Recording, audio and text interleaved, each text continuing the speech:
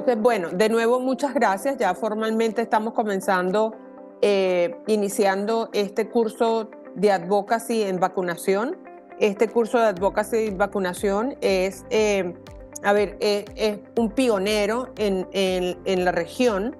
Es primera vez que estamos conversando específicamente de advocacy en vacunación, y ya vamos a ver en qué consiste, pero antes quiero decirles que desde Latin Health Leaders y desde GAP, la Organización Global de Pacientes de Alergias y Enfermedades Respiratorias, hemos hecho un esfuerzo enorme para llevar a cabo este proyecto.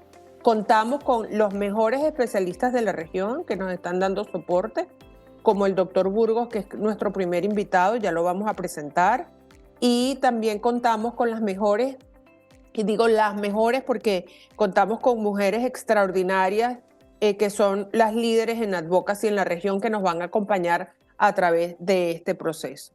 Yo me permito comenzar esta presentación.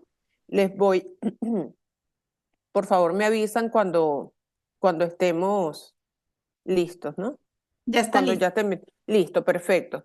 Bueno, como les decía, esta es nuestra presentación acompañado o como parte del proceso de la campaña Respiro de Vida, tenemos este curso de advocacy. ¿Cuál es específicamente el objetivo de este curso?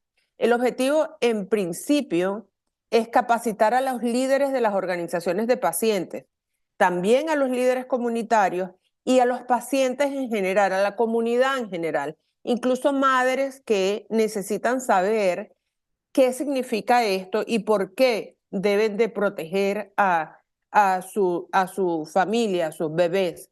Bueno, y no solamente a las madres, también vamos a ver a través de las presentaciones por qué es necesario la vacunación a través de todo el ciclo de vida, ¿no? También uno de nuestros objetivos es motivar para realizar acciones efectivas, es decir, nosotros no queremos que esto se quede como un curso solamente, sino que lo que pretendemos es que ustedes, a través de todas las herramientas que van a adquirir a través de estas 10 sesiones, puedan realizar acciones efectivas de advocacy en sus comunidades, en sus organizaciones, en sus barrios, etcétera. Y también, obviamente, promover la conciencia de la posibilidad de tener un acceso adecuado y oportuno de la vacunación para, obviamente, prevenir enfermedades, ¿no?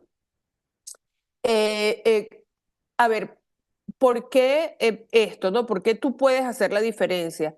Porque nosotros hemos diseñado este curso para justamente lo que conversaba antes, para que ustedes puedan tener un empoderamiento completo y tener habilidades que sean cruciales para generar advocacy en vacunación, por lo cual los invitamos a que no pierdan esta oportunidad de transformar y ayudar a esos pares, como bien lo decían antes, en cuanto a la vacunación.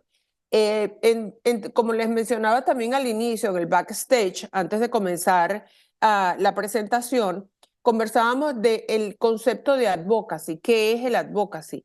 El advocacy en Latinoamérica en vacunación no es más que promover activamente el acceso equitativo a las vacunas. También promover ese acceso para evitar enfermedades que son prevenibles, y ya el doctor nos va a explicar un poco más cuáles son esas enfermedades prevenibles que podemos tener a través de la vacunación. Y esto obviamente incluye la abogacía en políticas de salud favorables, aumentar la conciencia pública sobre la importancia de la vacunación. Por eso la campaña que tenemos de un respiro de vida, y apoyar y asegurar un apoyo integral tanto a las familias como a los pacientes. Y también, como objetivo o conclusión final, podemos decir que la advocacy es incidir o influir en las decisiones y acciones de los individuos, como también lo mencionaban antes en la etimología de la palabra advocacy, que es esa abogacía, es ese apoyo a otras personas e individuos, pero también a organizaciones e instituciones de la salud pública para garantizar, primero que nada, el acceso, también la concientización y la atención de las enfermedades prevenibles en toda la región. Más adelante, en las siguientes sesiones, vamos a profundizar mucho más de qué es el advocacy y cómo hacerlo, cómo llegar al público a través de las herramientas de advocacy. Pero como líneas generales, no quería yo perder hoy la oportunidad de conversar sobre los conceptos claves que determinan un adecuado advocacy o elementos que aisladamente, separadamente, no tienen que ser todos, podemos gestionar para generar advocacy. El primero de ellos es concientización, luego defensa en políticas públicas, movilización comunitaria. Ayer conversábamos con una gran amiga y nos hablábamos del tema de cómo existen en México grupos de médicos que se van a los más recónditos lugares en procesos de vacunación y esto de manera voluntaria. Eso también forma parte de generar conciencia sobre lo que es y la movilización comunitaria, obviamente. El cabildeo, que no es más que cómo nosotros afrontamos o cómo enfrentamos las situaciones políticas de nuestros países para poder generar adecuadas políticas públicas para que la población esté protegida. Establecer alianzas es otro elemento clave dentro de lo que es el advocacy, una narrativa poderosa y sobre todo, la generación de la presentación y la utilización de los datos y la evidencia. Y también existe una novedosa forma de generar advocacy digital que también lo vamos a ver un poco más adelante. ¿Cuáles son para nosotros los beneficios que este curso les va a proveer? Les vamos a proveer de recursos exclusivos por expertos, como les decía, tanto en términos de la medicina como en términos de cómo generar el advocacy. También vamos a proveer herramientas y estrategias de advocacy que ustedes pueden adaptar a las necesidades de sus comunidades. Vamos a saber identificar a través de todo el curso, cuando ya hemos concluido el curso, identificar cuáles son aquellos actores claves para poder gestionar un adecuado advocacy y también potenciar, obviamente, las habilidades de advocacy. ¿Cómo está construido nuestro curso? Nuestro curso está construido por 10 sesiones. Cada 2 semanas vamos a procurar que sea máximo 1 hora y media para no abrumarlos con tanta información.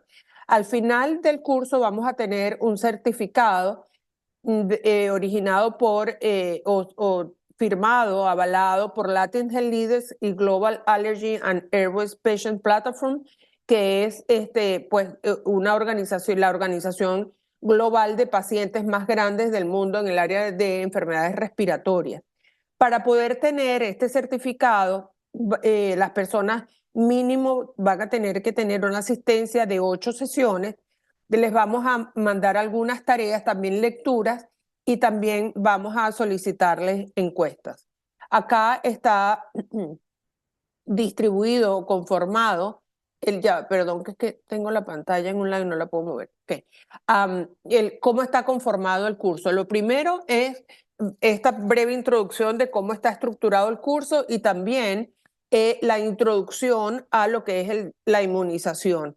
Vamos a conversar también, o vamos a tener entrenamientos sobre cuáles son tipos de vacunas y cómo funcionan. Luego vamos a también estar hablando de cómo gestionar esa comunicación efectiva para el advocacy, liderazgo en empoderamiento, cómo generar esa movilización comunitaria que conversábamos antes, cómo promover las políticas públicas, qué significa el liderazgo y el liderazgo.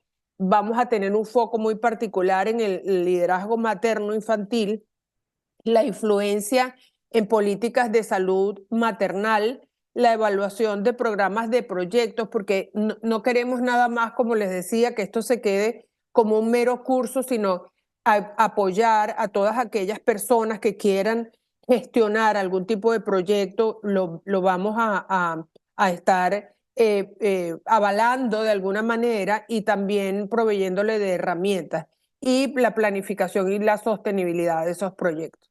No quiero, ya va a terminar mi presentación, pero no quiero terminarla sin antes decirles quiénes somos. Nosotros somos Latin Health Leaders, un equipo de profesionales en el área de la salud, y cuando hablo de profesionales en el área de la salud, contamos con un equipo muy fuerte que proviene de liderazgo de organizaciones de pacientes, y el crecimiento nos ha llevado a esta nueva plataforma que es focalizarnos en la educación en general.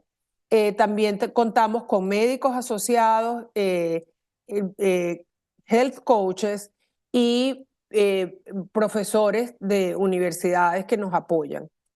Nuestro trabajo se enfoca en el acceso, obviamente en promover el acceso para mejorar la calidad de vida de las personas, y tenemos diferentes metodologías. Uno de ellos es el gestionar y capacitar a líderes del tercer sector, pacientes y cuidadores, y también a través de consultoría. ¿Yo quién soy? Mi nombre es Migdalia Denis. Soy la consejera principal de Latin Health Leaders, soy coach en salud, Master Life Coach, consultora de grupos de defensa de apoyo, y tengo más de 20 años trabajando en la región latinoamericana con organizaciones de pacientes. He tenido la oportunidad de conocer de primera mano lo que significa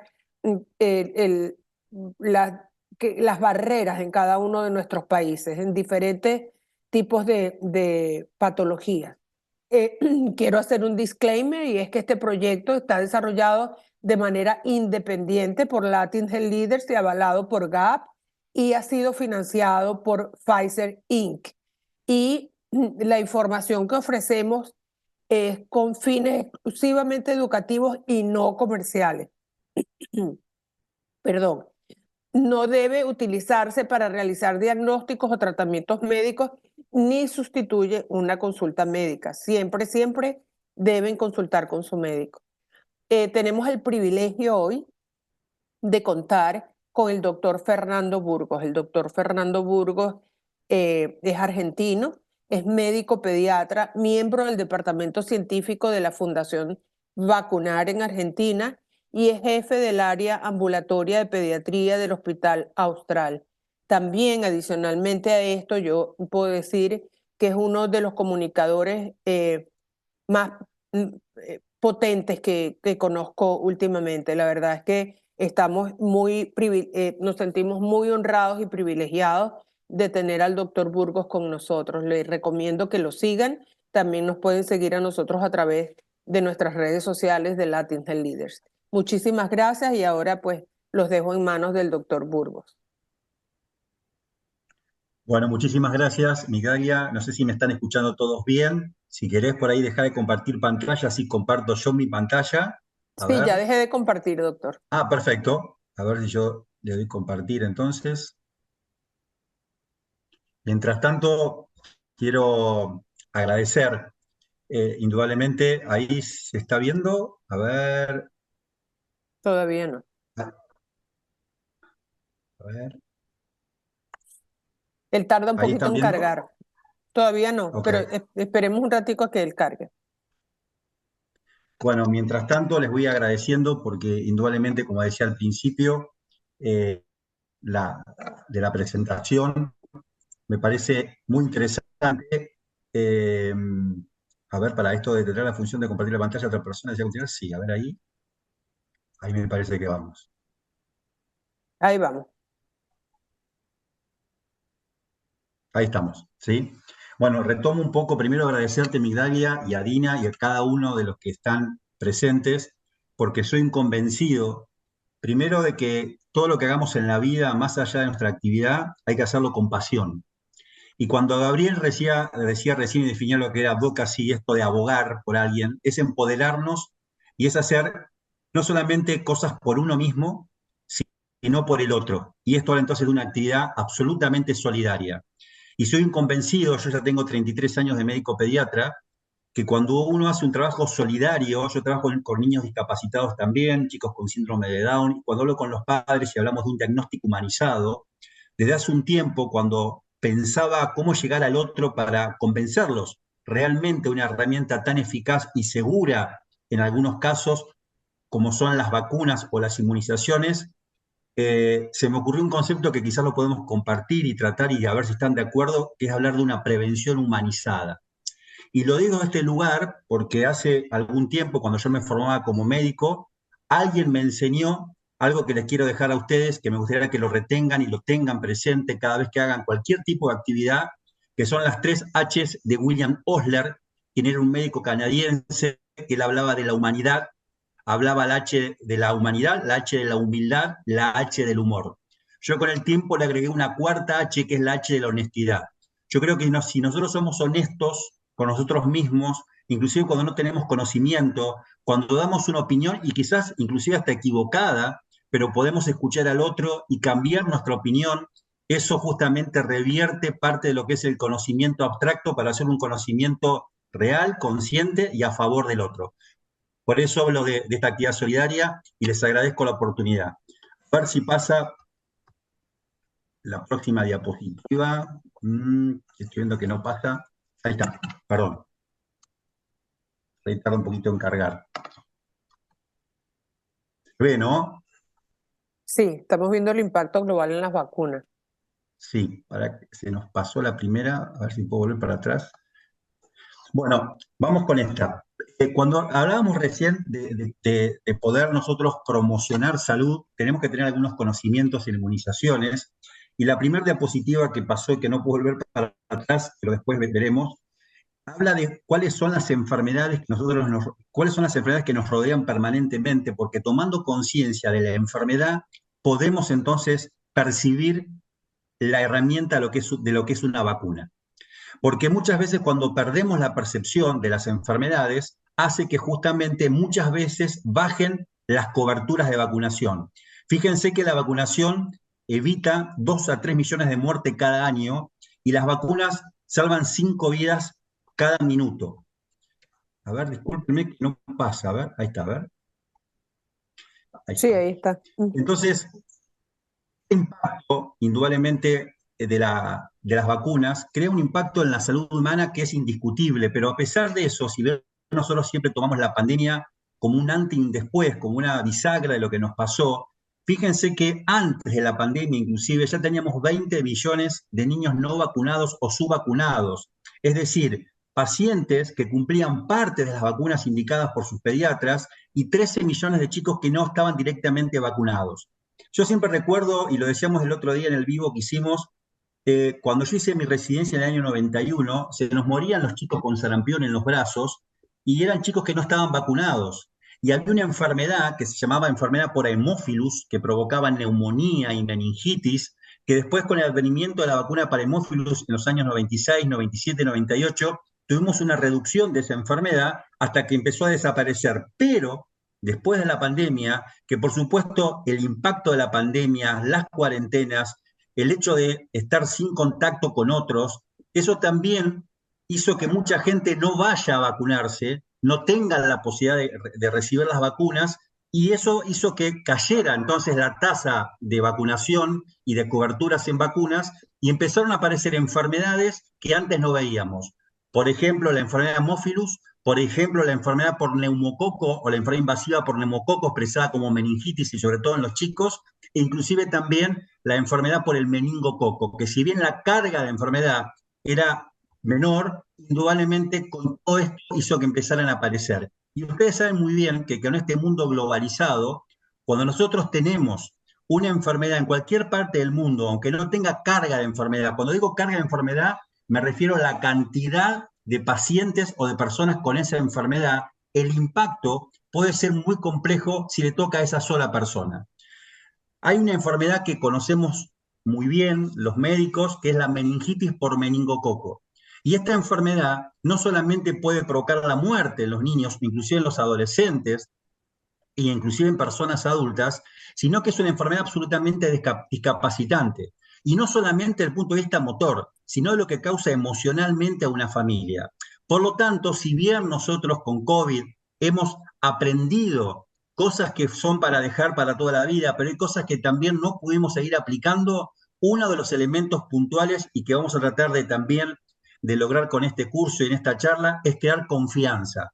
Confianza en las vacunas.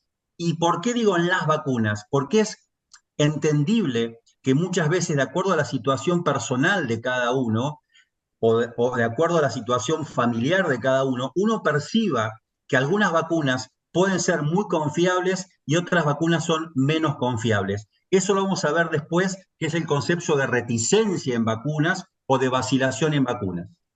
Para tener conocimiento, la idea como somos una comunidad muy diversa, que no solamente colegas, sino pacientes y quizás cualquier tipo de actividad, básicamente nosotros cuando adquirimos inmunidad, o sea, la defensa de nuestro organismo para que no tener una enfermedad infectológica, tenemos una inmunidad que es la inmunidad, por supuesto, innata, la que tiene el bebé cuando nace, que nace con los anticuerpos maternos y que va produciendo anticuerpos a medida que va creciendo.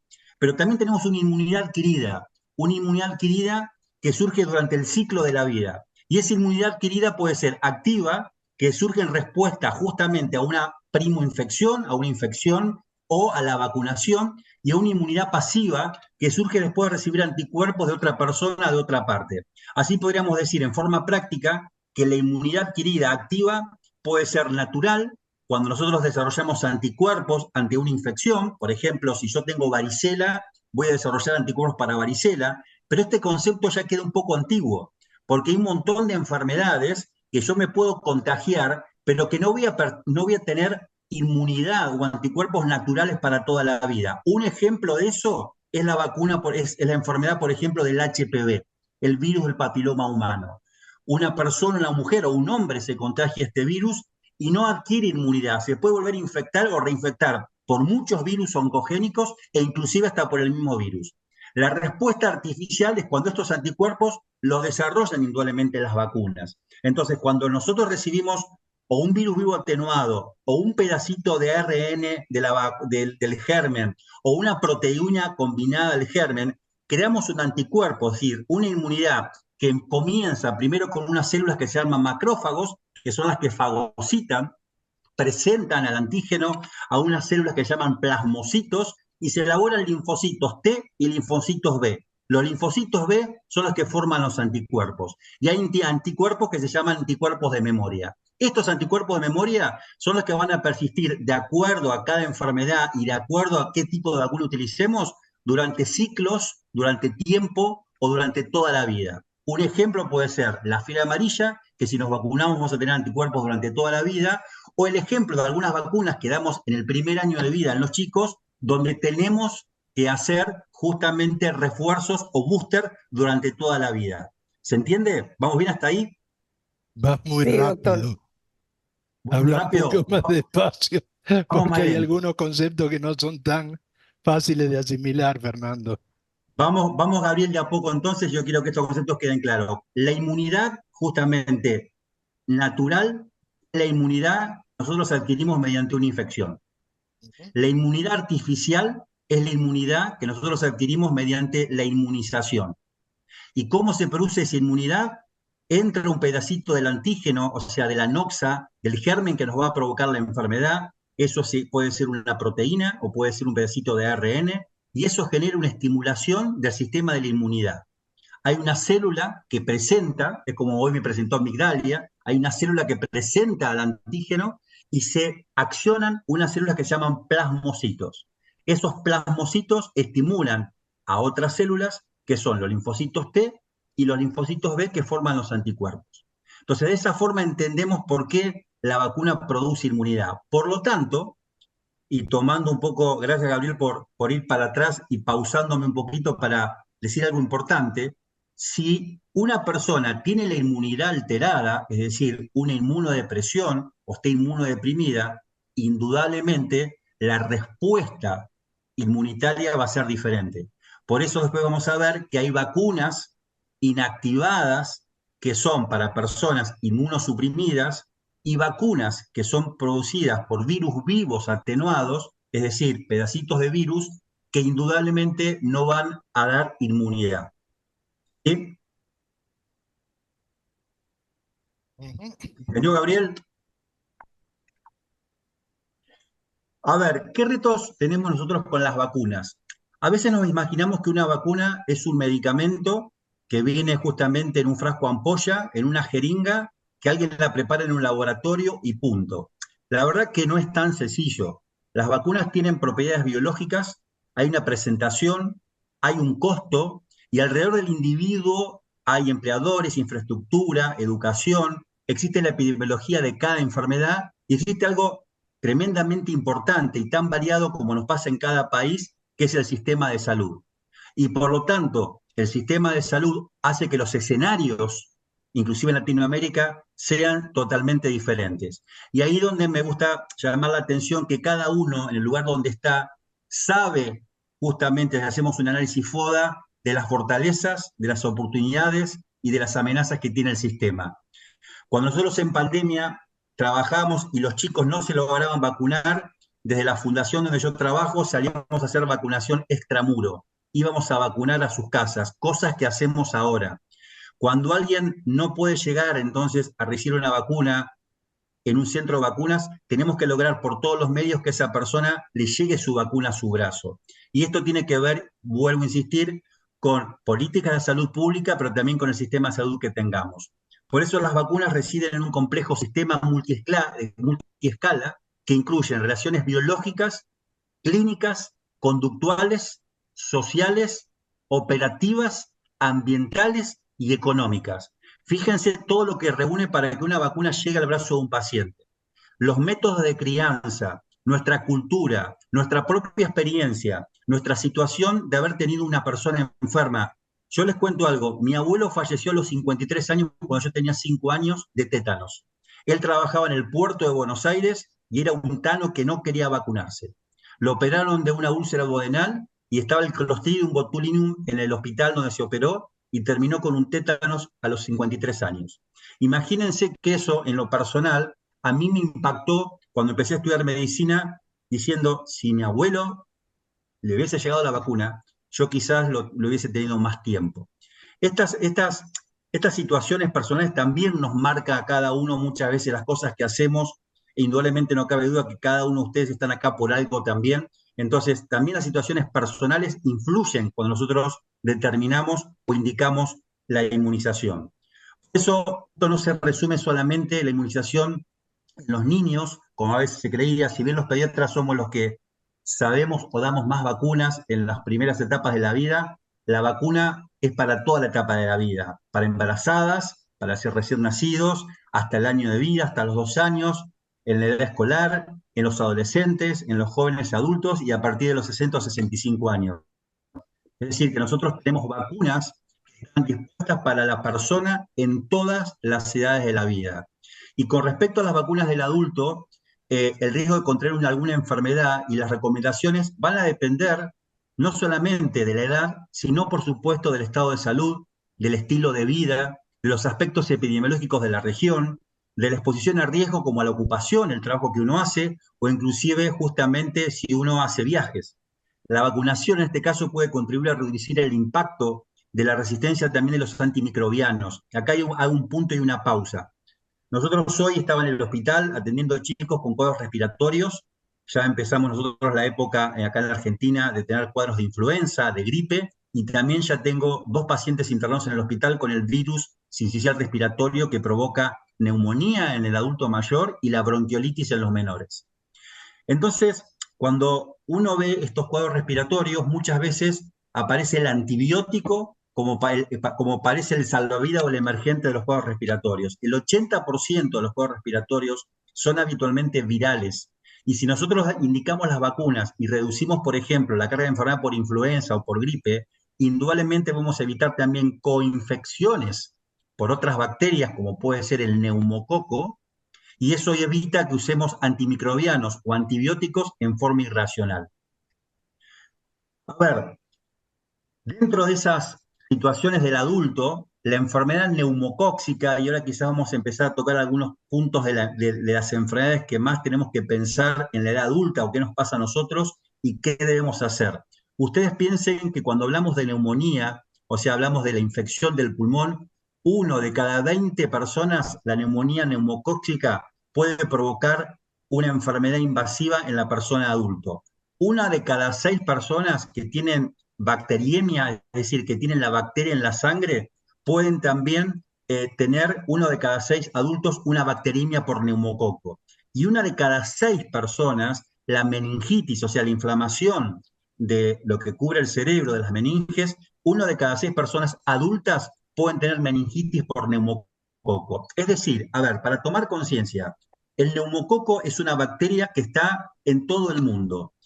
Hay diferentes serotipos o grupos de neumococo que impactan en el paciente sano, que no tiene ninguna patología, pero aún más en el paciente que tiene una comorbilidad, una hipertensión pulmonar, un EPOC, un asma, una cardiopatía o un paciente cardiópata que tiene insuficiencia cardíaca, o en un adulto que justamente tiene algunos malos hábitos, como el alcoholismo, una enfermedad crónica de los pulmones o del riñón o del hígado, implantes cocleares, el paciente diabético, ustedes saben que la diabetes tipo 2 es muy frecuente justamente como consecuencia del síndrome metabólico del adulto, pacientes que tienen infección por VIH o antecedentes de cáncer de otro órgano, enfermedades de células falciformes y los adultos fumadores que fuman cigarrillos o inclusive hoy por hoy también se ponen los vapeadores como un causante o un posible escenario para que una persona tenga una enfermedad neumocócica.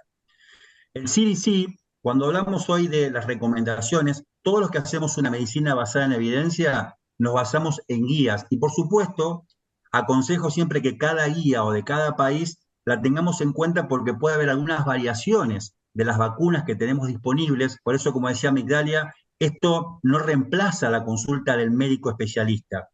Y es así que si bien hay guías, por ejemplo en Estados Unidos, el CDC recomienda la administración de la vacuna antineumocóxica conjugada, una que tiene para 15 serotipos y otra vacuna que tiene para 20 serotipos que nosotros tenemos acá en Argentina y que ya la estamos utilizando, inclusive en los menores de 5 años y con un lineamiento nacional a partir de los 5 años. Es decir, que esta vacuna permite evitar la neumonía, la enfermedad invasiva y la meningitis, justamente lo que veníamos describiendo recién con esta vacuna.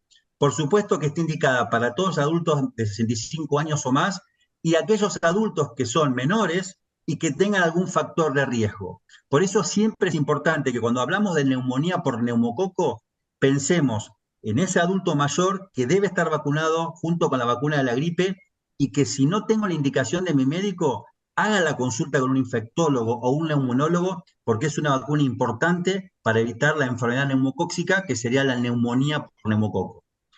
Y acá estamos llegando a alguien, como yo digo, a las mamás en la consulta prenatal, al ser más privilegiado, a la posibilidad de ser madre, a tener ese ser tan maravilloso que se va creando en estos 9 meses dentro del útero, pero que por supuesto lo podemos proteger no solamente de un aspecto nutricional, sino de un aspecto emocional y también desde un punto de vista inmunológico. La embarazada. La embarazada es una de las adultas que necesita protección para ella y que necesita también una doble protección, para ella y para su bebé. Porque indudablemente en el momento del embarazo, alteraciones hormonales que modifican la respuesta inmunológica y facilitan algunas infecciones con un poder de comorbilidad o de gravedad mayor, como puede ser la gripe. Una persona embarazada con gripe tiene más altas chances, 5 veces más posibilidades de internarse por influenza que una persona que no está embarazada. La transferencia de anticuerpos a través de la placenta. Recuerden, a ver, la placenta es algo protector del bebé, pero va a ser protectora si la mamá se hace los controles adecuados, si indudablemente se hacen las serologías, se miden los anticuerpos de enfermedades infecciosas y sobre todo también si tiene cobertura de vacunas, con 4 vacunas que vamos a describir ahora nuevamente y brevemente, porque ese pasaje de anticuerpos, ¿vieron cuando yo recién explicaba estos linfocitos B que producían anticuerpos? Estos anticuerpos, como la inmunoglobulina G, es un anticuerpo que pasa a través de la sangre por la placenta y le llega al bebé. En los primeros 6 meses de vida, el bebé tiene anticuerpos maternos. Hay anticuerpos que le pasó a la madre. Y la otra cosa interesante es reforzar también que estos anticuerpos no solamente pasan a través de la placenta, sino que cuando la madre le da de lactar, le da su leche humana, además la leche humana de tener bacterias benéficas y tener inmunoglobulinas, también le pasa anticuerpos para algunas enfermedades, sobre todo cuando está vacunada. Un ejemplo de eso es la vacuna del virus incisional respiratorio y la vacuna de la gripe, como también la vacuna para la tos convulsa o la coqueluche. Entonces, hay múltiples evidencias donde la protección de la embarazada reduce la hospitalización de los recién nacidos. Y esto básicamente lo digo como pediatra porque yo hago pediatría ambulatoria, hago atención primaria en el hospital donde yo trabajo, pero he hecho mucho tiempo terapia intensiva y neonatología. Entonces, ver un chico internado con oxígeno, con una tos convulsa, o ver un niño con una bronquiolitis con un respirador, y hoy que tenemos la oportunidad de tener vacunas que podemos darle a la embarazada entre las 32 y las 36 semanas para evitar eso, es algo que, como decíamos el otro día con un grupo de pediatras, es un hito en la medicina. Tener vacunas que protejan a la embarazada, pero también a su bebé. Y se dan entre las 32 y las 36 semanas. También se utilizan en el mundo anticuerpos monoclonales, es decir, anticuerpos biológicos ya conformados que se le dan a los bebés para protegerlos del virus inicial respiratorio. Pero esta modalidad de vacunar a la embarazada es más que importante. ¿Cuáles son las vacunas entonces indicadas durante el embarazo? La vacuna de influenza, la vacuna de gripe, que se puede dar en cualquier momento del embarazo, la vacuna DTPA o triple bacteriana celular a partir de la semana 20, esta vacuna ya se puede dar. La vacuna de COVID, después veremos algunos resúmenes de cómo hay que dar y qué refuerzo necesita la persona adulta y embarazada con COVID. La vacuna o esta nueva vacuna que es la vacuna del virus inicial respiratorio entre las 32 y las 36 semanas. ¿Vamos bien hasta ahí? ¿Se escucha bien? ¿Se entiende? Sí. Sí, doctor, Bueno, gracias. si no me van cortando y vamos más pausados. Acá les quiero mostrar algo que muchas veces se infravalora. Hay enfermedades que son infravaloradas y una de ellas es la gripe. Uno dice, che, pará, no fui a tu casa porque estaba con un catarrito, seguramente estoy engripado. La gripe, y todos hemos vivido la pandemia del 2009 del virus de la gripe, y hemos aprendido que la gripe en una persona sana la puede dejar en su casa, acostada, sin fuerza, con dolor de cabeza, fiebre e inclusive tener una neumonía, y en una persona con una comorbilidad puede justamente llevar la terapia intensiva. Por lo tanto, el virus de la influenza no es broma. Es un virus que inclusive va mutando todos los años en los diferentes países. Ya terminó de ser un virus estacional, ya lo tenemos nosotros en Argentina, en diciembre del 2023 tuvimos gripe todavía, teníamos influenza, y como estamos globalizados, el virus se puede transportar de un lugar a otro. Básicamente, y en forma fácil, tenemos el virus de la influenza A con los tipos, con diferentes subtipos, pero el predominio que más conocemos es el H1N1 y el H3N2. Estos pueden provocar justamente pandemias. Y después tenemos el influenza B con dos linajes, uno se llama Yamagata y otro Victoria, que uno está desapareciendo prácticamente, pero algunos expertos inclusive dicen los virus no desaparecen del todo, o quedan escondidos y hay que estar muy atentos. Conclusión es que la influenza B, el reservorio puede estar en los seres humanos, en algunos casos en los lobos marinos o por adaptación al huésped animal, y la influenza A se puede adaptar como reservorio también en los cerdos, en los caballos, en los mamíferos. Es como cuando nosotros conocimos la gripe porcina en un momento o la gripe aviaria. Lo que hay que entender es que el virus de la gripe puede tener un impacto muy importante. Por lo tanto, si nos preguntamos si la influenza es una enfermedad grave, decimos que sí, porque tiene alta transmisión, porque tiene una circulación totalmente impredecible, porque causa bronquiolitis en los más chiquitos y neumonía y bronquitis en la persona mayor, y inclusive los tratamientos habitualmente no se los tiene en cuenta porque uno hace tratamientos sintomáticos y en algunos casos, o en muy pocos casos, se utilizan algunos antivirales.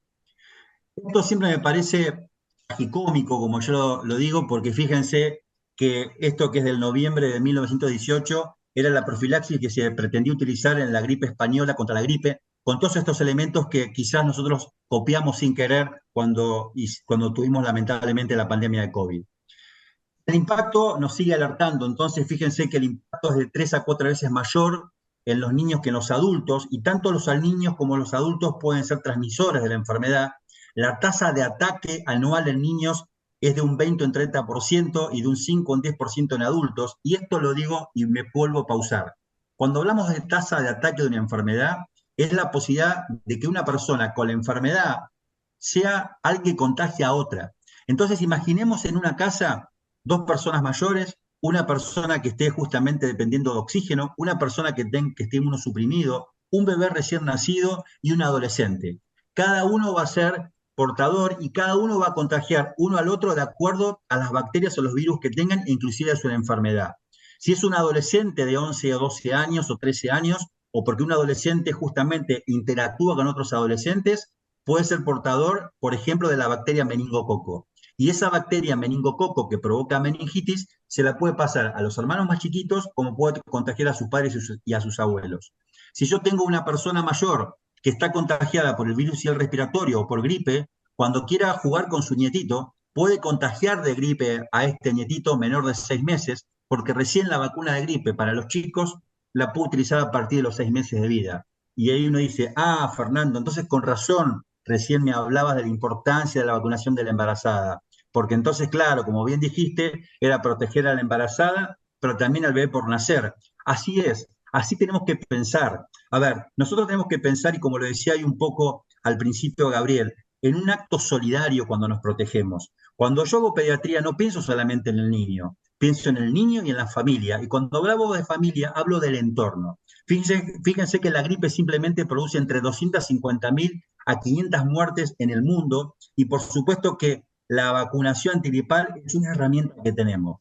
La transmisión aérea de los virus respiratorios es compleja, pero si ustedes se fijan en este gráfico, sin entrar en detalles, uno solamente con una tos o con un estornudo puede justamente eliminar partículas hasta 100 metros por segundo a 3 metros cuadrados de distancia. Y esto puede pasar en el tren, en el avión, en casa, o inclusive que las gotitas de flush, o sea, la saliva, queden suspendidas en alguna superficie dura, y esto alguien, si no se lava las manos o toca esa superficie, se puede contagiar la enfermedad. O sea que la transmisión aérea de los virus respiratorios puede ser por contacto directo, porque quedan las gotitas en el aire, o porque algunas quedan en superficies duras, como pasa con el virus de la bronquiolitis, y uno se puede contagiar la enfermedad. El periodo de incubación de la gripe es de 1 a 4 días. El periodo de infectividad, o sea, de donde uno se puede infectar, puede ser de 3 a 5 días y puede tardar hasta 10 días de tener síntomas. Es decir, yo puedo tener contacto con alguien que tiene gripe, decir, vieron que yo no me contagié porque pasaron 3 o 4 días, y después a los 5 o 6 días puedo empezar a tener síntomas. Y por más que no tenga síntomas, si tuve contacto con una persona, como hay un periodo de incubación, yo también puedo contagiar a otra persona por más que no tenga síntomas de influenza. Entonces, no solamente esperemos la sintomatología, sino que si yo tuve contacto con una persona que tuvo gripe y yo no estoy vacunado, puedo contagiar a otra persona. Por eso la importancia de vacunarnos para gripe. Este periodo de contagio de transmisión lo resumo con este dibujo que me parece que es el famoso círculo virtuoso del virus o de la gripe. Como yo les explicaba, los chicos son grandes contagiadores, pero los abuelos pueden contagiar a sus nietos, y esto se hace un círculo virtuoso que lo podemos cortar si nos vacunamos. Este cuadro lo pongo y lo tomo, y esta nena que está pidiendo silencio es lo que nos pasó en la pandemia. Hubo un silencio inmunológico. Este silencio inmunológico, para que tengamos conciencia, y esto pasó en todos los países, yo acá lo tengo como ejemplo Argentina, pero cuando apareció el SARS-CoV-2 desaparecieron momentáneamente un montón de otros virus. ¿Y qué pasó con el estado inmunológico de cada persona? Se pausó. Cuando empezamos a tener contacto entonces, tanto chicos y adultos, con personas que empezaron a enfermarse con otros virus, ese silencio inmunológico hizo que tengamos cada uno, y todavía aún tenemos, lo que se llama una deuda inmunológica. Es decir, que al no tener contacto con otros virus, hoy los virus y las bacterias, que muchas se fueron modificando, cuando impactan en la salud de cada uno de nosotros, la manifestación de esa enfermedad puede ser mucho más compleja. Por eso, después de la pandemia, empezaron a aparecer de nuevo las bronquiolitis, de nuevo el virus de la influenza, de la gripe, y de nuevo las neumonías por algunas bacterias, que inclusive al bajar las coberturas de vacunas, esto provoca y sigue produciendo un impacto más grande en muchas enfermedades. ¿Cuál sería la población entonces objetivo para vacunar puntualmente para la gripe? el personal de salud, las personas embarazadas, los niños y las niñas entre 6 meses a 24 meses. Esto es obligatorio acá en Argentina, pero hay países como Chile o como Uruguay que vacunan hasta los 5 años. Me refiero a lo que es el sistema de salud pública. Ahora alguien puede preguntar, bueno, pero doctor, si yo me quiero vacunar, ¿me puedo vacunar por todo lo que dijo? Por supuesto, todas las personas pueden vacunarse para la influenza con indicación médica. Esto que yo le estoy contando acá serían las poblaciones objetivos que tiene parte de Latinoamérica y que por supuesto no podemos dudar que a partir de los 6 meses de vida, mínimamente hasta los 5 años, y personas mayores de 65 años deben recibir la vacuna de gripe, la vacuna de COVID y la vacuna inclusive de neumococo. Y por supuesto personas que tengan factores de riesgo. Recuerden que la vacuna antigripal es una vacuna inactivada. La vacuna de gripe no me produce enfermedad. No me voy a engripar si yo me doy la vacuna de la gripe. Insisto, es una vacuna que está inactivada. Se realiza con porciones del virus que están inactivadas. Por lo tanto, los pacientes que tienen inmunodeficiencias congénitas o adquiridas o los pacientes oncohematológicos y trasplantados deben recibir la vacuna también para influenza.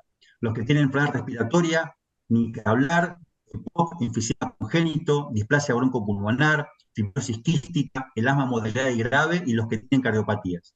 Y otras que se consideran son la obesidad, la diabetes, la insuficiencia renal, los síndromes genéticos, los tratamientos crónicos cuando se utilizan ácido acetilsalicílico para chicos o personas jóvenes mayores de 18 años, los convivientes, y esto es algo importante, los convivientes que tienen enfermedad oncohematológica y los que tienen también contacto con recién nacidos prematuros. Es decir, que estas serían las indicaciones de la vacuna antigripal en los adultos. Hay algunas falsas contraindicaciones en la aplicación de la vacuna antigripal. Y esto se lo voy a decir con pasión, pausadamente, y quiero que lo propaguen. Todo paciente que tiene moco, catarro y tos se puede vacunar con cualquier vacuna. No contraindica la vacuna si uno toma antibiótico o si está con algún tratamiento, por supuesto con baja dosis de corticoide o está con un tratamiento preventivo para el asma. Solamente contraindica la vacuna la fiebre. Si tengo fiebre, si hay fiebre. Por lo tanto, las falsas contraindicaciones en la aplicación son los convivientes de paciente inmunosuprimido, sí se puede vacunar. El que es intolerante al huevo, que tiene una alergia al huevo leve, hay vacunas que están conformadas o hechas por embrión de huevo y tenemos hoy nuevas vacunas que están hechas con células de mamíferos. Uno puede elegir cualquier vacuna, pero inclusive menos del 2% de la población es alérgica al huevo e inclusive los alérgicos al huevo que han recibido vacuna antigripal no han hecho la anafilaxia, que es la manifestación alérgica más complicada. Los que están con tratamientos con corticoides a baja dosis, los que tienen rinitis, catarro, tos y por supuesto, una vez más, la persona embarazada y la lactancia se pueden vacunar y deben vacunarse. Los huéspedes que tienen inmunocompromiso o alteraciones de la inmunidad son huéspedes adultos especiales que también necesitan de las vacunas. Por lo tanto, cuando hablamos de alteraciones de la inmunidad, hay diferentes alteraciones de la inmunidad que pueden ser inespecíficas, de la inmunidad humoral, es decir, cuando hay deficiencia de anticuerpos o de proteínas, de inmunidad celular o de inmunidad mixta. Entonces, existe una gran diversidad de condiciones de la inmunodeficiencia, donde siempre aconsejamos que con respecto al paciente o al huésped inmunocomprometido, siempre la consulta tiene que ser con el médico de cabecera y, por supuesto, también con un infectólogo. ¿Cuáles son los aspectos a considerar en la vacuna en una persona en inmunosupresión? Primero, que tienen menor respuesta inmunogénica y por lo tanto tienen menor efectividad clínica. Es decir, que una persona, por más que se vacune si está inmunosuprimida, sigue estando a cuidado porque la respuesta no puede ser tan importante, la respuesta inmunológica, como una persona que no esté inmunodeprimida. Por supuesto, la variabilidad de la situación inmunológica, el riesgo potencial de aplicarse vacunas a microorganismos vivos. Las personas que son inmunosuprimidas no pueden recibir vacunas a virus vivo o atenuado. Y por supuesto, siempre en este caso, y vuelvo a insistirlo, y quiero que quede claro, siempre considerar la vacunación de los contactos. Es decir, el acto solidario que decíamos. Si yo no me puedo vacunar porque estoy inmunosuprimido con una vacuna, por ejemplo, de virus vivo atenuado, como puede ser la vacuna triple viral o eventualmente la vacuna de dengue que nosotros tenemos ahora, si bien yo no lo puedo dar, la persona que está alrededor mío y es un contacto, sí puede recibir esa vacuna.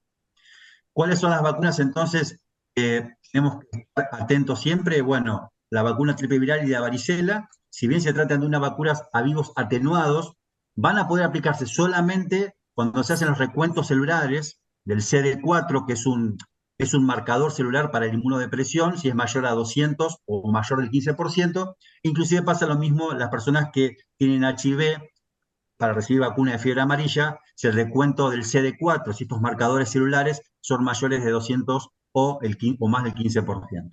Mm.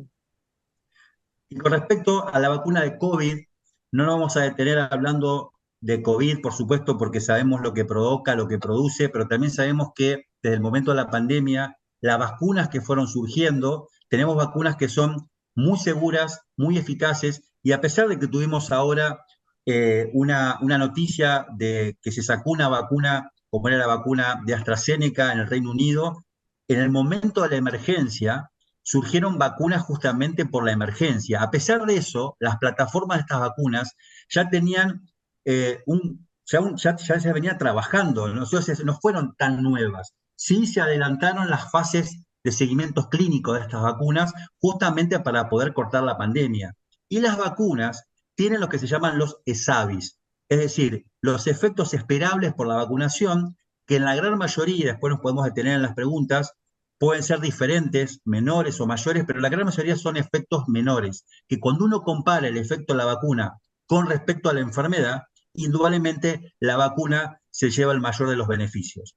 Hoy por hoy, para que ustedes estén atentos, y esto pasa a nivel mundial, si bien esto es lo que nosotros manejamos acá en Argentina, las vacunas de COVID, hoy por hoy los que recibieron esquemas de vacuna, no importa qué vacunas, se recibieron las vacunas de ARN mensajero o proteicas o con vector viral, deben recibir anualmente, si son personas mayores de 50 años con algún inmunocompromiso o personas gestantes o justamente personas que tienen algún compromiso respiratorio, obesidad, miocardiopatía, hipertensión pulmonar, enfermedades genéticas, como pasa con la gripe, deben recibir cada 6 meses un refuerzo de vacuna para COVID.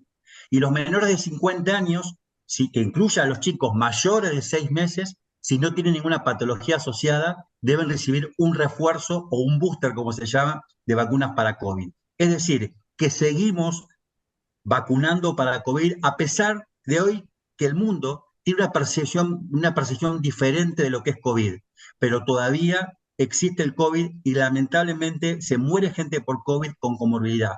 Por lo tanto, en resumen, las personas mayores de 50 años que tengan inmunocompromiso o comorbilidades, cada 6 meses se tienen que dar un refuerzo de vacuna para COVID y los menores de 50 y chicos mayores de 6 meses, una dosis anual como refuerzo. Y esto, miren, esta es una diapositiva, les cuento una parte de una anécdota. Cuando estábamos saliendo del COVID acá en Argentina, me invitaron a dar una charla sobre los estresores directos y los estresores indirectos de lo que fue el COVID. Y por supuesto que nosotros pensábamos en el virus que afectaba a las personas, pero ustedes saben muy bien lo que nos afectó emocionalmente a cada uno de nosotros. A los que perdimos colegas, a los que perdimos familiares y el hecho de estar perdiendo tiempo de nuestras vidas encerrados. Pero esto también trajo aparejado una caída increíble de las inmunizaciones, más de 20 o 30 puntos, y esto está impactando y sigue impactando todavía en toda la población, no solamente en los niños, sino también en los adultos. ¿Y esto por qué fue? Porque indudablemente hubo una situación de quiebre del sistema de salud, y no solamente por el temor de ir a vacunarse, sino que mucha gente por la enfermedad, por la desinformación o por la infodemia, bloqueó esta posibilidad de entender lo que era realmente la vacunación. Y sin querer, estoy llegando a un tema que me interesa ya para finalizar, lo que es el concepto de informarnos bien de lo que puede ser la infodemia y lo que pueden ser inclusive también las redes cuando las tomamos como parte de nuestra consulta habitual. Cuando nosotros decimos cuáles son los factores entonces que determinan la cobertura de vacunación, que no solamente es la oferta y la demanda, sino también que tiene que ver con el servicio de salud, con los profesionales que conocen de vacunas, con la familia, con el método de crianza, con nuestra cultura y con la actitud y los conocimientos que tienen muchas veces los padres y cómo influye esto en los chicos. Por lo tanto, cuando hablamos de barreras de vacunación, no solamente son la de los cuidadores, como la reticencia, el desconocimiento de los esquemas de vacunación, también muchas veces por el propio personal de salud que tienen fallas en los controles de los certificados, que desconocen las contraindicaciones, e inclusive el propio sistema de salud, con la escasez muchas veces de vacunas, que a veces se promocionan pero después no están, que llegan vacunas a un lugar determinado pero la gente no puede llegar, a políticas restrictivas sobre límites de edad, al no conocer cuáles son los intervalos mínimos de la vacuna, muchas veces por algunos vacunadores, inclusive por propios colegas médicos, y por supuesto por políticas adversas de la propia salud pública, que por ajustar justamente muchas veces el dinero o derivarlo a otras acciones, se pierde la oportunidad de vacunar. Y esto forma parte de las barreras. Por eso me interesa que cuando nosotros nos empoderamos en lo que son las vacunas, apliquemos el concepto de las 3C. Primero, la confianza, la complacencia y la conveniencia. La confianza en vacunas se obtiene cuando alguien que es proveedor de vacuna, pero que ustedes como pacientes y como hoy que están haciendo este curso, sepan que cuando hablan de una vacuna hablamos de un producto que está estandarizado con diferentes fases de un estudio clínico como es fase 1 y fase 2 y fase 3, donde se mide la inmunogenicidad, es decir, la respuesta a anticuerpos, la eficacia de la vacuna y también la seguridad. La complacencia tiene que ver con la presión negativa y valorar la necesidad de la propia población, de la comunidad con respecto a las vacunas. En el mundo se calcula que hay menos del 2%, inclusive en algunas regiones, de personas que son antivacunas. En algunos lugares uno puede entender que algunos son más reticentes a algunas vacunas por experiencias personales, pero lo que no tenemos que hacer es tener esta conducta muchas veces agresiva o violenta que tienen muchas personas que están en contra de las vacunas, de no escuchar al otro. Por lo tanto, nosotros que nos estamos empoderando y que conocemos las vacunas de un lado de la eficacia y de la evidencia, tenemos que ser conscientes que quizás hay una persona enfrente que puede ser que no esté de acuerdo, pero que nos conviene explicarle y tomarnos el tiempo de escucha. Eso lo hago yo en el consultorio, en las consultas prenatales, en cada consulta médica, priorizando, como siempre digo, la nutrición, las emociones y las vacunas. ¿Quiénes son los que tienen actitudes reticentes? Algunos aceptan las vacunas y a ver, el otro día un papá me dice, Fernando, vos dame la vacuna, no me expliques tanto, que yo confío en vos.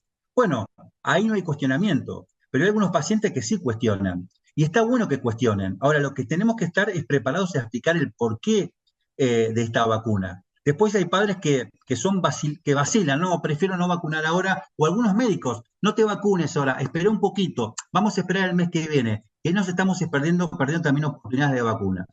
Y el mayor riesgo, y esto pasó en la pandemia, son las new fakes, y justamente desde donde uno se informa. A veces uno abre una red social, o abre un grupo de WhatsApp, o googlea, y entonces aparece información que nos desvían de la información real. Por eso el primer consejo siempre es tratar de escuchar o de ir a fuentes confiables cuando hablamos de cualquier tema relacionado con la medicina. Fíjense que en Nature, que es una revista muy importante, justamente Heidi Larson, que es una referente también en la inmunología, decía que el próximo brote de gripe importante no se deberá a la falta de tecnologías preventivas.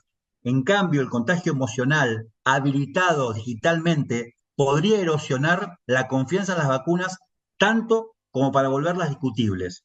El diluvio de información conflictiva, errónea y manipulada en las redes sociales debe reconocerse como una amenaza global de la salud pública.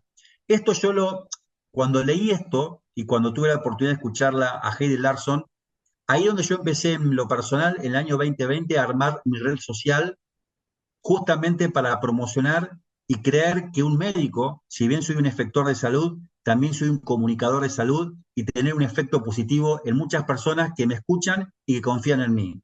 Entonces, de esa forma, ¿qué es lo que estamos haciendo hoy nosotros? Nos estamos conformando en tener justamente información para poder enfrentar al que nos dice que no, o tener conocimientos como pacientes cuando el médico me indica tal o cual vacuna. Los extremos y las grietas, sabemos, no sirven. Fíjense este cartelito que apareció en un hospital acá en la época de la pandemia. Ya probamos vivir comiendo comida orgánica, sin vacunas, con partos caseros. Se llamaba edad de piedra y la esperanza de vida de 28 años. Este mensaje, que quizás tiene mucha realidad, yo lo considero un mensaje violento. Yo soy de los que digo y yo vivo en un país de grietas, donde la grieta, cuando metemos a la salud en el medio y la educación, nos vamos equivocando, porque en definitiva esto repercute no solamente en nosotros, sino en la persona mayor y por supuesto en los niños. Podemos estar en desacuerdo, pero podemos dialogar y ponernos de acuerdo mediante justamente una escucha activa. Y a veces la brecha entre el conocimiento y la práctica es difícil. ¿Por qué? Porque si bien a veces tenemos información y tenemos educación sobre las vacunas, en el momento de la práctica nos encontramos con ciertas barreras, como recién decíamos, que puede ser la información digital o puede ser hasta la indicación de un médico o de un médico que no conozca y yo tener ese conocimiento. Por eso siempre aconsejo que siempre tengan un médico de cabecera que no solamente les dé el medicamento adecuado, sino la contención y la palabra adecuada desde el punto de vista emocional para entender esto que yo les estoy explicando en esta brecha que hay entre el conocimiento y la práctica. La confianza en el personal de salud es clave, esto lo demuestra un montón de trabajos. Los padres que reciben información de sus médicos hacen lo que sus médicos le dicen. Acá hay un hospital que se llama Ricardo Gutiérrez, se hizo un trabajo muy interesante que se los cuento rápido sobre reticencia en vacuna, le hicieron una encuesta a los padres. Y los padres, ¿saben lo que pusieron? El 98% yo hago lo que dice mi médico. Ahora, lo que yo siempre me pregunto como médico es cómo lo decimos y cómo lo explicamos. El acto de la vacunación o la indicación de una vacuna no es un acto rápido que uno tiene que decir al paciente cuando se está yendo, vacunate con esta vacuna y hago la receta.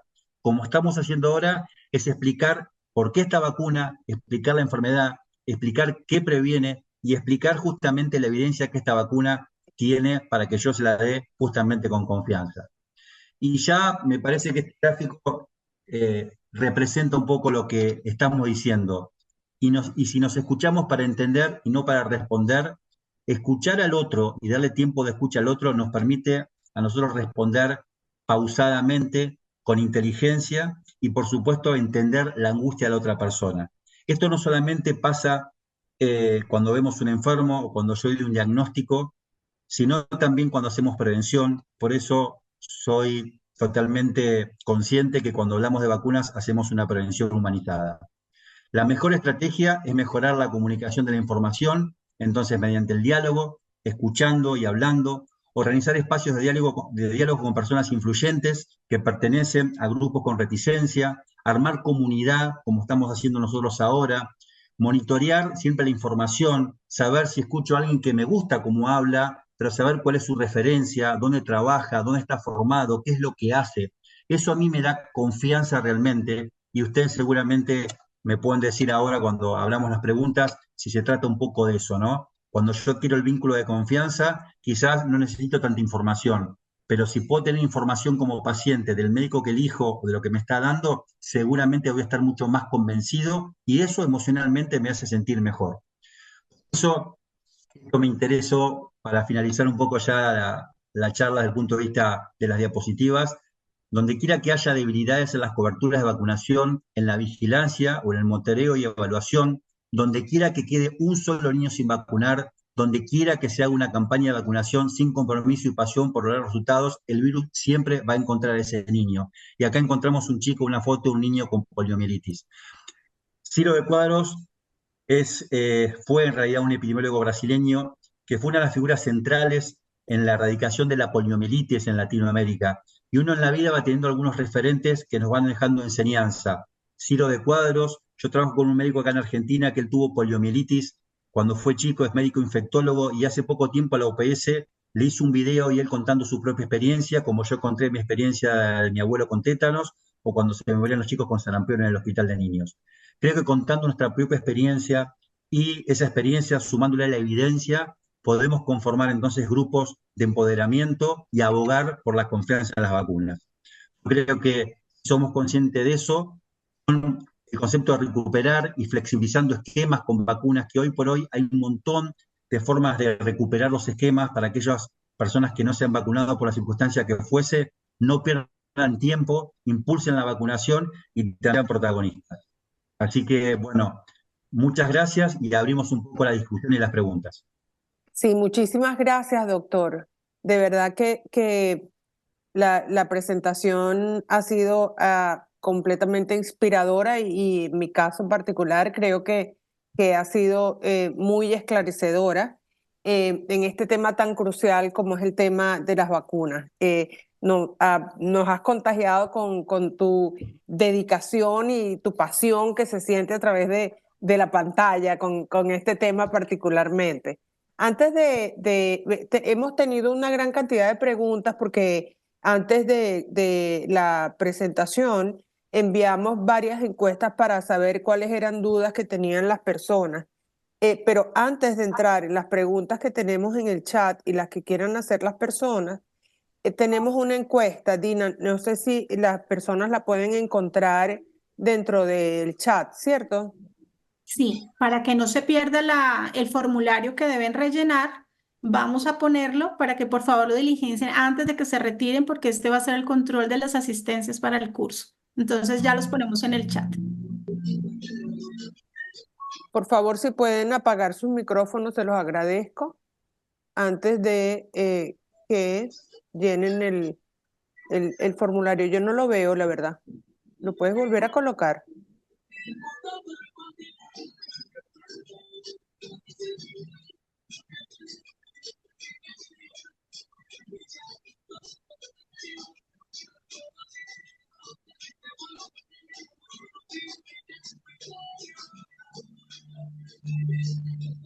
Bueno, doctor, de nuevo, yo mientras Dina coloca el chat, en el chat el cuestionario, quiero agradecerles la verdad por esta exposición porque ha sido verdaderamente esclarecedora y a todas las personas que están presentes también quiero agradecerles por haber estado presentes durante toda la presentación y sobre todo pues hemos tenido una audiencia muy grande y la verdad es que les agradezco un montón porque este es el comienzo de una gran cantidad de sesiones que nos van a apoyar en el proceso de este conocimiento tan importante sobre las vacunas. Dina, ¿ya la colocaste?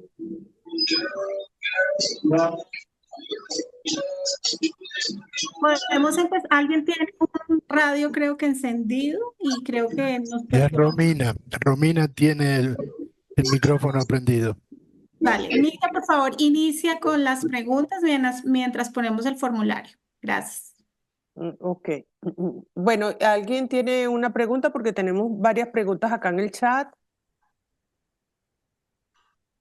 Si alguien tiene una... Ok, Gabriel, por favor, si eres tan amable. La había puesto en el chat, pero bueno, se la hago debido a vos.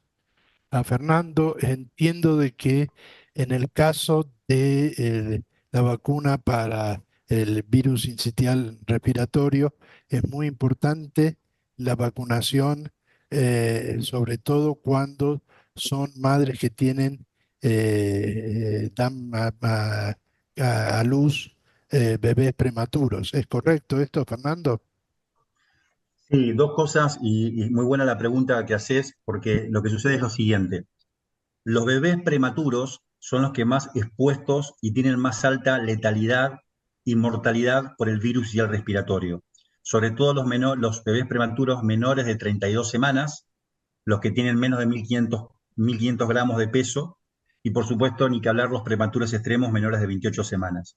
Eso en el mundo, y en muchas partes del mundo todavía se lo seguimos utilizando, como pasa acá en Argentina, se usa un anticuerpo que es el anticuerpo Palimizumab. Por ejemplo, en España y también en Chile se utiliza un anticuerpo que se llama Nirsevimab. La diferencia es que el Palimizumab se utiliza en 4 dosis en el prematuro o 5, y el Nirsevimab es un anticuerpo que comenzó a hacerse ahora en el corto tiempo, y como te digo, en algunos países, nosotros en Argentina todavía no lo tenemos autorizado para utilizar, y se utiliza justamente en todos los chicos que nacen en la época del virus y el respiratorio. Con respecto a la vacuna, por eso cuando hablamos hay que diferenciar lo que es una inmunización, porque una vacuna no es lo mismo que un anticuerpo monoclonal. La vacuna está indicada para las madres que van a dar a luz entre las 32 y las 36 semanas. ¿Por qué? Porque esta vacuna se hizo un estudio que se llama estudio Matisse, que se estudió a más de 7.000 embarazadas, que inclusive incluyó a 18 países. Fue un estudio interesante porque se midió la seguridad de la vacuna en estas embarazadas y se vio que todos los niños que nacieron no tuvieron internación justamente en las unidades de cuidados intensivos o en los hospitales por bronquiolitis, lo que habla de una efectividad por encima del 85% para la enfermedad grave por bronquiolitis. Y esto no solamente es para los prematuros, sino para todos los bebés que nacen y que inclusive no son prematuros. Si uno mira la bronquiolitis por grupo de edad y no por prematurez, el grupo de mayor riesgo, inclusive de internarse y de tener una afectación grave por bronquiolitis, es inclusive el menor de 1 año y más aún el menor de 6 meses sin ser prematuro. Y la otra cosa que lo cuento como detalle, ¿por qué es importante también prevenir la bronquiolitis en los chicos? Porque los chicos que hacen bronquiolitis, el virus y el respiratorio puede dejar a futuro un paciente con una hipoteca que es el asma o la sibilancia crónica. Entonces, por eso la importancia de protegerse. En definitiva, la vacuna del virus y el respiratorio a la embarazada se le da para proteger a su bebé en los primeros 6 meses. Y en los países que no tenemos los anticuerpos, al bebé prematuro, seguimos utilizando el anticuerpo monoclonal que se llama palimizumab, y en otros países, como es el ejemplo de España o en Chile, ya están utilizando un nuevo anticuerpo para todos los nacidos, prematuros o no, que se llama nirsevimab. ¿Quedó claro? Gracias. Sí. Doctor, acá tenemos una pregunta muy interesante donde preguntan cómo se evalúa la eficacia de las vacunas en los ensayos clínicos. Bueno, otra interesantísima pregunta, porque justamente cuando se hacen los primeros estudios de una vacuna, hay 3 ensayos básicos, que son los ensayos de fase 1, fase 2 y fase 3. Lo primero que se mide es la inmunogenicidad, o sea, la respuesta a anticuerpos, y habitualmente eso se hace en un laboratorio y después se hace justamente con pruebas placebo y con la vacuna en seres humanos. Eso se mide justamente ahí, no solamente la inmunogenicidad, sino que a partir de la fase 2 y fase 3 se mide la eficacia, pero aún algo aún más importante que es la seguridad. Lo que sí es interesante, y esto quiero también que quede claro, que cuando tenemos una vacuna, la vacuna sale a la venta después de haber cumplido todos los requisitos de inmunogenicidad, de eficacia y de seguridad. Pero después, cuando está en lo que es fase 4, que está cuando se comercializa, ahí hay que hacer estudios siempre de farmacovigilancia, porque podemos tener efectos adversos advertidos que si bien estaban descritos, cuando empezamos a vacunar masivamente, vamos a encontrar ahí recién algunos efectos adversos esperados, pero que lo vamos a encontrar en lo que se llama la fase 4, que es la fase de comercialización. Para cada vacuna o para cada instancia de vacunas, el número poblacional va a ser diferente. Fíjense que el ejemplo de las vacunas del virus sincicial respiratorio se tomaron a más de 7.000 embarazadas, fueron 7.250 embarazadas. Pero hoy por hoy que la estamos dando, lo que hacemos es una vigilancia epidemiológica para seguir viendo la seguridad de la vacuna. Doctor, nos preguntan cuáles son los efectos secundarios más comunes de las vacunas y cuáles son los que de pronto las personas que van a su consultorio les dice que causa preocupación. Bueno, excelente pregunta también. Primero, hay efectos locales de las vacunas que son muy semejantes y que pueden variar si son vacunas. A ver, voy a explicar algo que parece muy técnico, pero van a ver que es fácil. Hay vacunas que se llaman vacunas, como yo decía, inactivadas y vacunas que son a virus vivos atenuados. Ahí tenemos 2 tipos de vacunas. Después tenemos vacunas que se llaman conjugadas, que están conjugadas por una proteína para que justamente tengan una mayor respuesta inmunogénica, o sea, una mayor respuesta a anticuerpos. Después hay vacunas que pueden estar inactivadas y que tienen un adyuvante o un coadyuvante que le dan más potencia para que uno reaccione con anticuerpos. Y después también hay algunas vacunas que están hechas por recombinación proteica, que indudablemente son vacunas inactivadas y que no está presente en este caso el virus. Es decir, que las únicas vacunas que pueden representar mínimamente la enfermedad son las vacunas a virus vivo atenuado. Las vacunas a virus vivo atenuado son las que pueden llegar a provocar, en ese caso, mayor febrícula o fiebre, dolor muscular o dolor de cabeza, o como pasa con la vacuna de dengue, que a la segunda semana uno puede tener síntomas como si fuese una viremia, con algo de fiebre o algún rash en la piel, en muy pocos casos. Nosotros hicimos un estudio hace poquito de farmacovigilancia y realmente es menos del 2%. Ahora, hay vacunas que en el estudio de seguridad han demostrado, por ejemplo, un cuadro sincopal, un reflejo vasovagal. Por ejemplo, la vacuna del HPV. Esto no quita que sea un efecto adverso, pero es un efecto adverso leve y esperado. Entonces, uno le explica esto al paciente.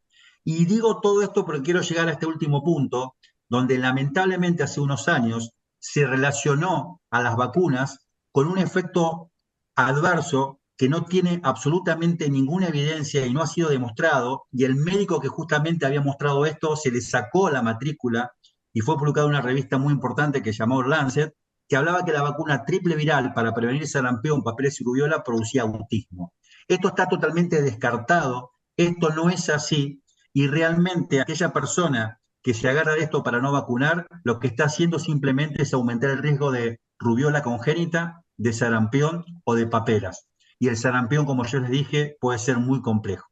Por lo tanto, las vacunas en general tienen efectos locales esperados, como puede ser la febrícula, el enrojecimiento cuando uno se da la vacuna, un estado de decaimiento para algunas vacunas inactivadas y para las vacunas de virus vivo atenuado, quizás una forma de enfermedad aparente más leve, pero recuerden que todas las vacunas es para prevenir la forma grave de la enfermedad. Es decir, que yo me puedo vacunar, me puedo enfermar, pero si me enfermo voy a ser seguramente la forma siempre más leve.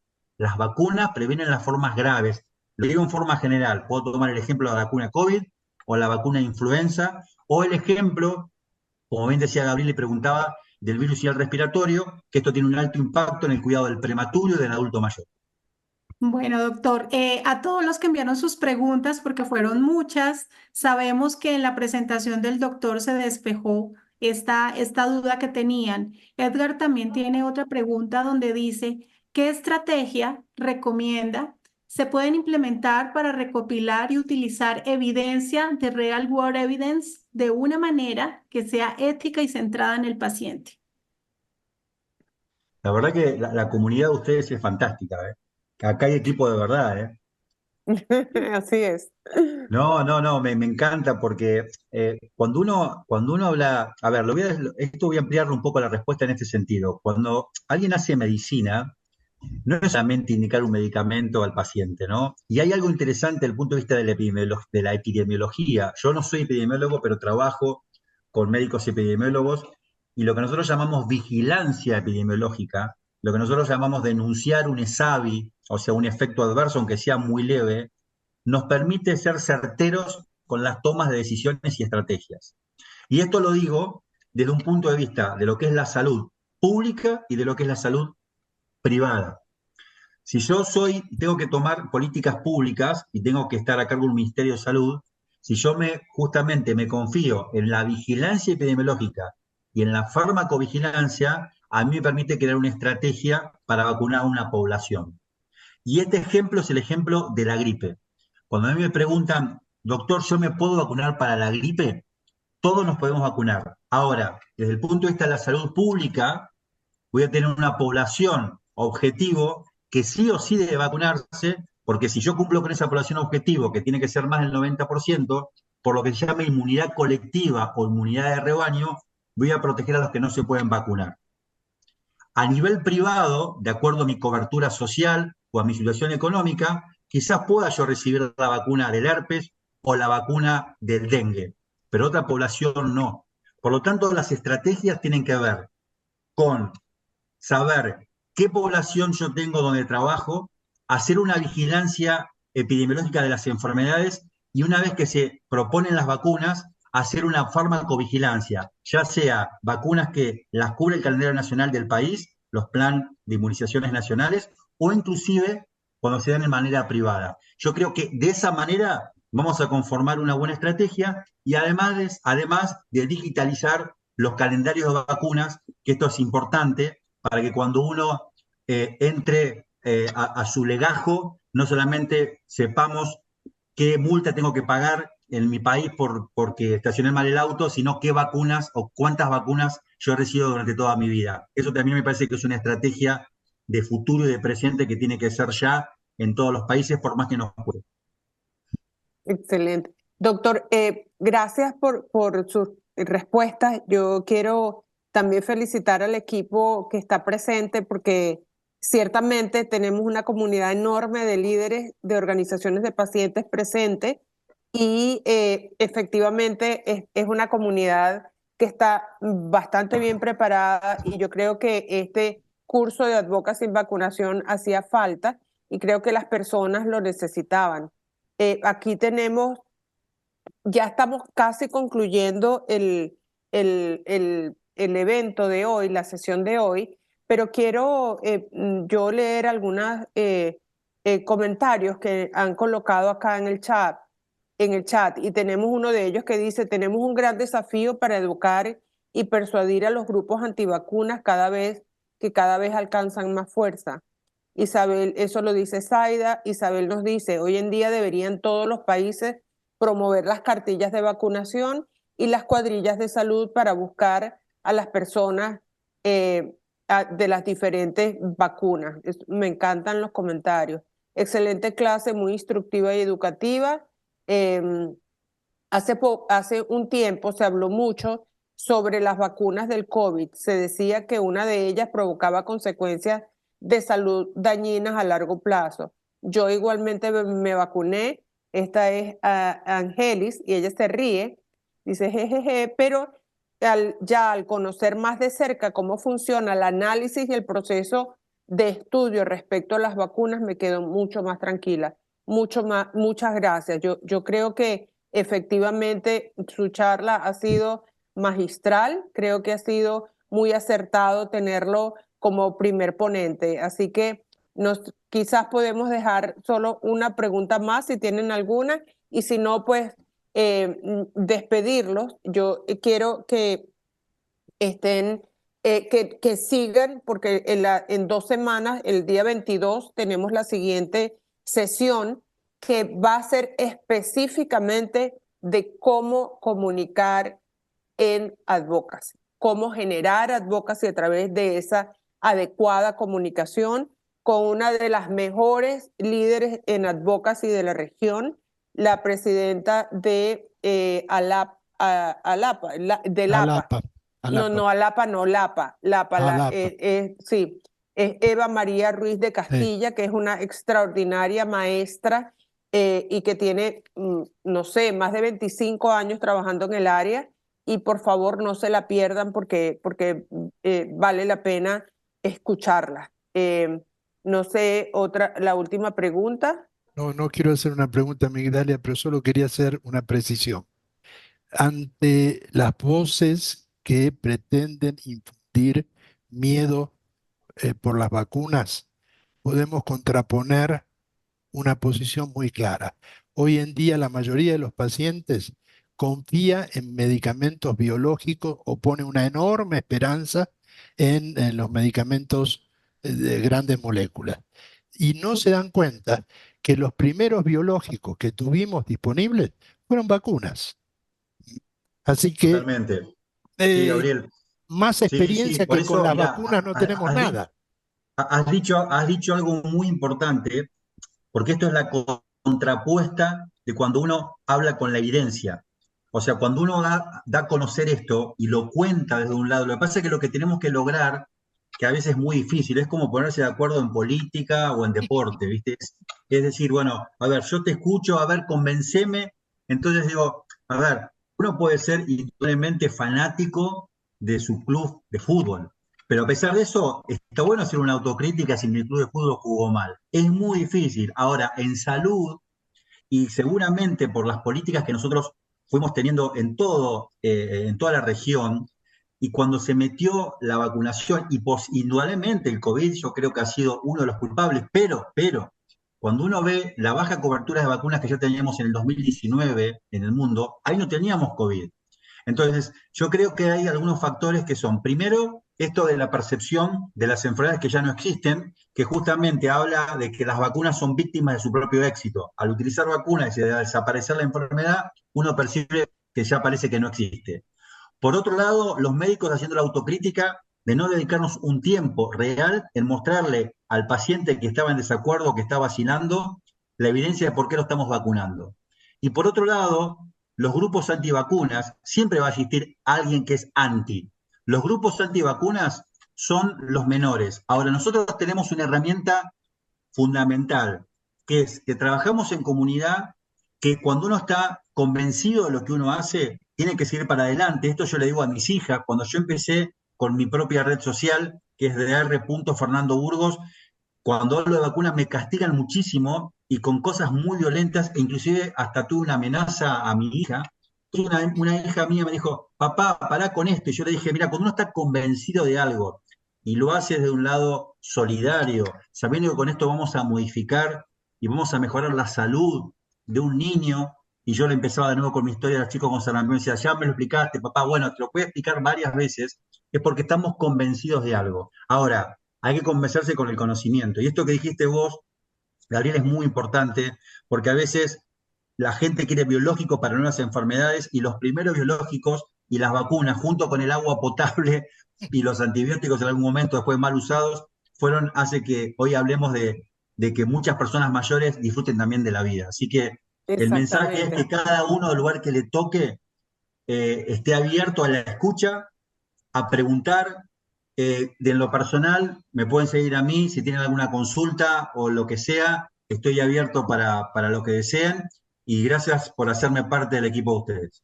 Muchas gracias, doctor. Yo creo que, pues, la última pregunta de Guadalupe, yo creo que quedó clara. Yo comparto todo lo que, pero creo que todo lo que usted ha dicho y todos acá, pero creo que el punto aquí es educar, educar, educar y seguir educando y educándonos, ser portavoces y partícipes de todos estos procesos y promotores de estas voces que son absolutamente necesarias en este momento, en esta globalización donde tenemos todos los antis y los pos y los contras de todo lo que digamos. Entonces, creo que por eso este curso, por eso este énfasis en hacer este curso y por eso que todo este equipo de Latin Health Leaders y GAP ha hecho todo este esfuerzo por generar este equipo y pues bueno, este programa y gracias por supuesto a nuestro patrocinador. Así que pues nos despedimos, por favor. Migdalia, ¿me permitís una Sí, sola cosita más? sí, como no, doctor. Yo lo que voy a pedirle a cada uno de ustedes, a todos los que están, que abran los micrófonos y que nos despidamos con un aplauso, porque eso va a potenciar también el trabajo de todos. Excelente, buenísimo, muy buena idea. Eso, muy bien. Gracias, Doc. Bueno, nos vemos en 2 semanas, ¿ok? Nos Ok, vemos un en 2 placer. semanas. Muchas gracias, doctor. Muchas gracias a todos por estar presentes. Hasta luego. Y hasta luego. Las preguntas Hasta que luego. tengan nos pueden mandar a través del chat. Y esta sesión va a quedar colgada en YouTube y se las vamos a seguir compartiendo a través de las redes sociales. Muchas gracias a todos. Nos vemos en 2 semanas. Chao. Gracias. Adiós. Gracias. Gracias. Chao, chao. Chao. Hasta luego. Hasta luego. Gracias. Chao.